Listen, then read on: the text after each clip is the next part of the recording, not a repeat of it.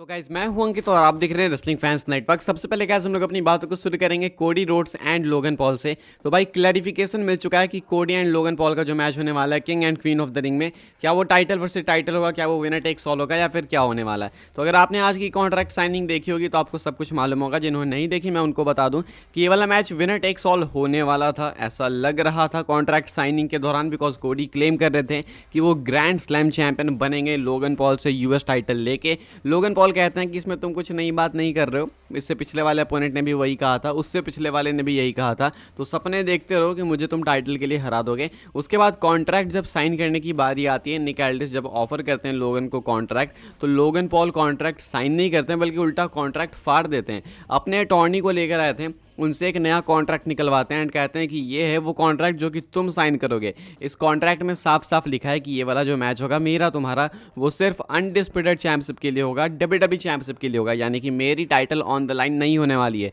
यानी कि जो कोडी का सपना था कोडी 2 बेल्ट बनने का या फिर कह लो ग्रैंड स्लैम चैंपियन बनने का, यूएस टाइटल छीनने का लोगन पॉल से, वो सपना ही रह जाएगा। बिकॉज अगर लोगन पॉल हार भी गए तो कुछ नहीं हारेंगे, बिकॉज उनकी टाइटल ऑन द लाइन है ही नहीं। निक एल्डिस इस चीज़ से थोड़े चिढ़े हुए लगते हैं, लेकिन कोडी कहते हैं कि ठीक है तुम जाओ मैं संभाल लूँगा। उसके बाद कोडी रोड्स कॉन्ट्रैक्ट पे साइन भी करते हैं एंड देन उसके बाद लोगन पॉल के जो साथी बंधु होते हैं उन्हें पिटाई भी लगती है। एंड में कोडी रोड्स दोनों टाइटल पकड़ते हैं, हालांकि उसका कोई सेंस बना ही नहीं दोनों टाइटल पकड़ने का, बिकॉज जब ये मैच विनर टेक्स ऑल है ही नहीं, तो बाद में उनकी टाइटल फेंक देते हैं, लोगन पॉल की टाइटल उनकी तरफ, लोगन पॉल उसे कैच कर लेते हैं। एंड अभी के हिसाब से इनका जो मैच है कोडी वर्सेस लोगन king and queen of the ring में होने वाला, ये एक विनर टेक्स ऑल मैच ना होके एक चैंपियन वर्सेस चैंपियन मैच तो जरूर है, लेकिन ऑन द लाइन सिर्फ एक चैंपियनशिप है। यानी कि अगर लोगन पॉल जीत गए तो वो बन जाएंगे डबल चैंपियन, लेकिन अगर कोडी रोड्स जीत गए तो कोई फायदा नहीं है, मतलब वो जहां है वहीं पर रहेंगे, बस अपनी टाइटल एक मान के चलो रिटेन कर लेंगे। तो इससे रिजल्ट भी स्पॉइल हो जाता है, वो तो हमें पता ही है कि क्या होने वाला है रिजल्ट। अभी के हिसाब से ये वाला मैच इस तरीके से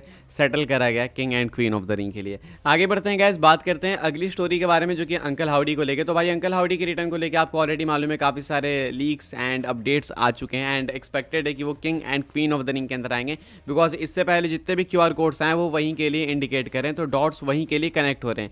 आज स्मैकडाउन में एक और क्यूआर कोड आया एंड ये अगेन वहीं पे इंडिकेट कर रहा है एंड ये काफ़ी सॉलिड क्यूआर कोड है जो कि ऑलमोस्ट कंफर्म करता है कि अंकल हाउडी सऊदी अरेबिया के अंदर अपीयर होंगे king and queen of the ring के अंदर। तो आज जो क्यूआर कोड आया भाई, ये वाला क्यूआर कोड स्कैन करने पर आप डब्ल्यूडब्ल्यूई की वेबसाइट पर एक पेज पे जाओगे, जिस पेज का यूआरएल कुछ इस तरीके से है www.com/22423, यानी कि www.com/22423। अब इसका मतलब क्या है, तो भाई ये जो 22423 है ना 22423, अगर आप इसको सर्च करोगे तो ये एक्चुअली में जेडा का पोस्टल कोड है। जेडा सऊदी अरेबिया जहाँ से king and queen of the ring होने वाला है, ये वहाँ का पोस्टल कोड है 22423 एंड यही जो पोस्टल कोड है भाई वो डब्ल्यूडब्ल्यूई के वेबसाइट में इस अंकल हाउडी वाले क्यूआर कोड के अंदर लिंक्ड है। तो काफ़ी ऑब्वियस हो गया यहाँ से ये। एंड इससे पहले भी भाई बहुत सारे ऐसे क्यूआर कोड्स थे जो कि टीज करते आए हैं कि हाँ इनका जो डेब्यू है वाइट 6 का एंड अंकल हाउडी का जो रिटर्न है वो king and queen of the ring में ही होगा। साथ में जो वीडियो लिंक थी इस क्यूआर कोड के साथ, उस वीडियो के अंदर एक देखने को मिलता है हमें छोटा सा कोड 4714 करके,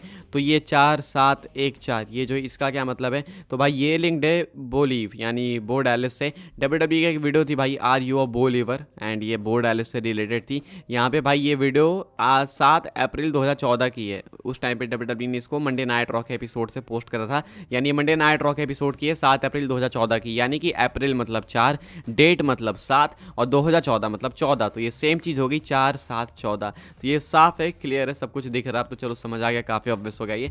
तो king and queen of the ring के अंदर मोस्ट लाइकली 99.9% चांसेस हैं, उससे भी ज़्यादा मैं बोलूँ अगर तो, कि ब्रे वाइट की फैक्शन, ट्रिब्यूट वाली फैक्शन जो होने वाली थी एक टाइम पे, बो डैलिस उसको लीड करेंगे एंड अब अंकल हाउडी का रिटर्न बहुत ही ज़्यादा करीब है। आगे बढ़ते हैं गैस, बात करते हैं अगली स्टोरी के बारे में जो कि फिनोमिनल वन एजे स्टाइल्स से रिलेटेड। तो एजे स्टाइल्स रिसेंटली इंटरव्यू में आते हैं एंड यहाँ पे वो कमेंट करते हैं कि क्या हम लोग एक्सपेक्ट कर सकते हैं एजे स्टाइल्स को एक बार फिर से टीएनए के अंदर देखना, क्या हम लोग एक्सपेक्ट कर सकते हैं कि एजे स्टाइल्स एक बार फिर से टीएनए के अंदर किसी मैच में कम्पीट करेंगे, बिकॉज एजे स्टाइल्स की टीएनए के अंदर लेगेसी बहुत आइकॉनिक है, बहुत ही ज़्यादा। आई थिंक आप सबको पता होगा ये। अब अभी के हिसाब से एजे स्टाइल्स जब इस पर कमेंट करते हैं तो कहते हैं I would think if it was approved by WWE. Maybe if I had something happen in TNA, but as of right now I am a WWE guy. तो कहते हैं कि अगर कोई प्लान्स होंगे TNA में मेरे लिए, अगर कोई चांसेस बनेंगे तो भी मुझे देखना पड़ेगा, समझना पड़ेगा कि WWE अप्रूव करती है या फिर नहीं। तो अगर WWE अप्रूव करेगी तो देन हाँ मैं सोचूंगा इस चीज़ के लिए, बिकॉज पहले तो WWE अप्रूव करेगी, उसके बाद ये खुद का भी डिसीजन लेंगे। अगर इन्हें जाना होगा तो जाएंगे, नहीं जाना होगा नहीं जाएंगे। तो कहते हैं WWE अप्रूव करेगी, देन मैं सोचूंगा। अगर सारी चीज़ें उस हिसाब से जाती है तो देन हाँ आगे कुछ हो सकता है। बट अभी के हिसाब से मैं एक WWE गाय हूँ, एंड सिर्फ एक WWE गाय बोलना ये कोई मुझे नहीं लगता कि सही बात होगी। WWE लाइफर हम लोग बोल सकते हैं एज स्टाइल्स को, बिकॉज इन्होंने मल्टीपल टाइम्स क्लेम कर रखा है कि वो रिटायरमेंट WWE से ही लेंगे। तो TNA के अंदर अब जाना काफ़ी मुश्किल है, स्पेशली TNA की अब कंडीशन वो वाली नहीं रही जो एज स्टाइल्स थे एक टाइम पे, कर्ट एंगल थे एक टाइम पे, तो उस टाइम पे जो हुआ करती थी। अब वो TNA ये नहीं है अभी के हिसाब से। एज स्टाइल्स कहते हैं कि अगर WWE अप्रूव करेगी तो मे भी हाँ कुछ हो सकता है। तो ये तभी होगा भाई जब अगर कुछ ट्रिब्यूट तरीके का एपिसोड होगा TNA के अंदर एज स्टाइल्स को लेके, या फिर कुछ बहुत ही आइकॉनिक हो रहा हो TNA के अंदर नॉस्टैल्जिया वाला, तो उसमें एज स्टाइल्स की नीड पड़े। खैर गैस आगे बढ़ते हैं, हम लोग बात करते हैं अगली स्टोरी के बारे में जो कि रिकी स्टार्क्स को लेके। तो रिकी स्टार्क्स ने रिसेंटली एक इंटरव्यू के अंदर वॉट कल्चर के साथ ऐसी स्टेटमेंट दी जिसे देख के लगता है कि वो एक WWE बाउंड है। तो क्या स्टेटमेंट इन्होंने दी है, तो रिकी स्टार्क्स एड्रेस करते हैं अपनी फ्रेंडशिप कोडी रोड्स के साथ। काफ़ी सारे AEW के अंदर भी बैकस्टेज ऐसे लोग हैं जो कि खफा रहते हैं इस चीज़ से कि भाई इसकी फ्रेंडशिप क्यों है कोडी के साथ, कोडी तो एक ट्रेटर है ये वो करके। एंड काफ़ी सारे ऑनलाइन भी लोग इनको ऐसे इसको लेके कोसते रहते हैं, कह रहे तू कैसा बंदा है। काफ़ी सारे लोगों को इशू रहती है इस चीज़ से। तो रिकी स्टार्क्स इस चीज़ को एड्रेस करते हुए कहते हैं Cody has done more for me behind closed doors and for my family than anyone will ever know, and I don't have to explain myself और I don't have to justify any type of relationship I have for someone. तो कहते हैं कि Cody Rhodes ने मेरे लिए बहुत कुछ करा है, मेरी फैमिली के लिए बिहाइंड द सीन्स बहुत कुछ करा है।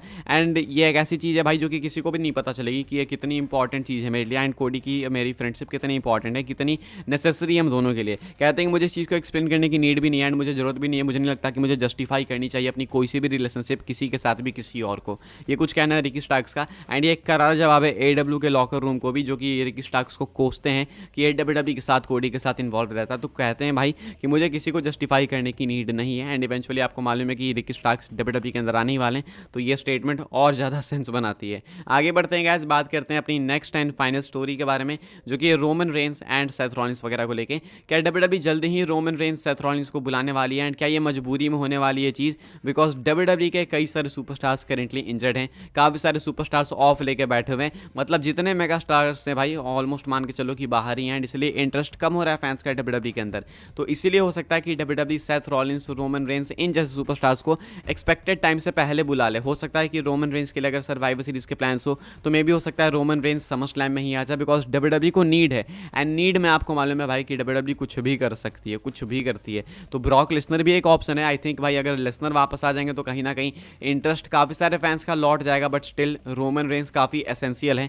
तो हाँ रोमन रेंस को भी आप लोग एक्सपेक्ट कर सकते हो। अभी के हिसाब से WWE जा सकती है इस ऑप्शन के साथ कि हमें अपने सुपरस्टार्स को वापस लाना चाहिए एक्सपेक्टेड टाइम से पहले। तो मे भी हो सकता है कि WWE फोर्स करके ले आए रोमन रेंस को जल्दी से वापस, या फिर सेथ रॉलिंस, ब्रॉक लेसनर, सबको। अभी के हिसाब से गाइस फिलहाल इस वीडियो के लिए बस ये कुछ अपडेट्स थी। आई होप सो आपको इन्फॉर्मेशन मिली हो। मेरे तो वीडियो को लाइक करें, शेयर करें, सब्सक्राइब करें, चैनल को फॉलो कर सकते हैं आप लोग। मुझे इंस्टाग्राम एंड ट्विटर पर लिंक आपको मिल जाएगा डिस्क्रिप्शन में, ज्वाइन कर सकते हैं व्हाट्सएप चैनल को, उसके भी लिंक है डिस्क्रिप्शन में।